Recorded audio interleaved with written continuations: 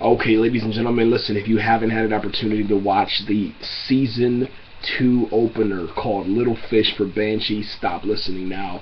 This is going to be some major spoilers. Here we go. Banshee finally returned. I'm a Banshee. I know there's a lot of Banshees out there that were just anticipating this day to finally come, and it's here now, January 10th, 2014. Banshee returned, and Little Fish, it's a satisfying episode. It is a 5 out of 5 star episode. Every single thing that we wanted this episode to bring, and we wanted Season 2 to start with, it delivered. Period. You should be absolutely happy, and you should be watching this thing over and over, because that's the thing with Banshee. If you watch it one time, you're going to pick up on a lot of things, but you're going to miss so many things, because there's just so many different elements, so many different angles of the story, the plot. It's just nuts, man. And there's a lot of characters in there, man, and you have to pay attention, okay?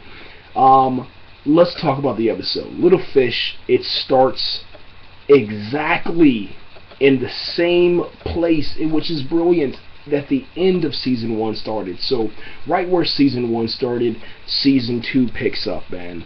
Okay, and you know what's crazy about it, man?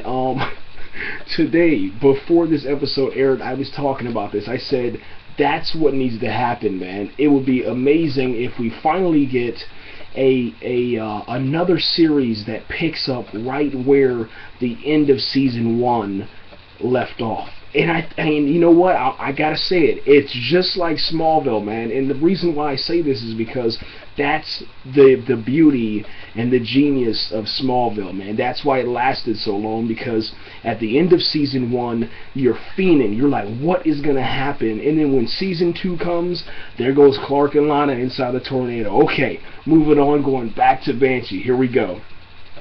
We get introduced to this special agent, this investigating officer, man, from the FBI. I want to say this: if you're a fan of Revolution, or you've ever watched Revolution during this season, which is Season 2, there's this guy who had cancer on Revolution, and he was burned by Aaron. They lit him up in flames, and that was the last time you saw him.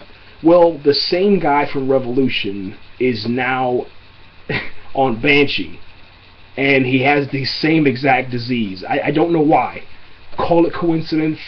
Maybe the producers and director and casting agents, were maybe fans of Revolution, and they just liked how the character, that actor was acting inside of the character that had cancer, because he has cancer in this Banshee.